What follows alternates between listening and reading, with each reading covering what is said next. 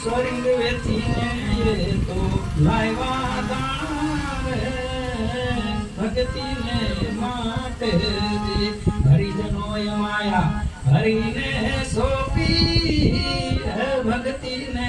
માટે જી કોના માટે ભક્તિને માટે હરિજનોય માયા હરિને સોંપી શબ્દ બહુ ઊંચો છે હા શબ્દ બહુ ઊંચો આ તો મારા મંથન થી કહું છું કદાચ તમે સાંભળ્યું નહીં હોય ક્યાંય ભલે આમાં આપણે ભાઈઓ બેઠા છે એમાં અમે કઈ વિરોધ નહીં બહુ ઊંચો શબ્દ તમારા માટે ભગવાને ગોતી દીધું ભલામણા હરિજન સમજો હા શબ્દોની થોડી કામ તમે વ્યાખ્યા કરો શું થાય બે શબ્દને નોકર કરો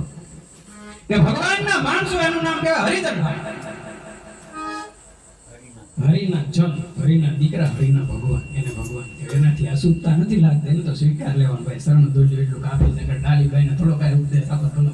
અને આ મીરા આવડી મોટી છે એના ગુરુ હતા એ ચામડા સૂકતા છોડીને દીક્ષા આપી દીધી હતી ન્યા ગંગાજી પ્રગટ થવું પડ્યું રોઈ જશે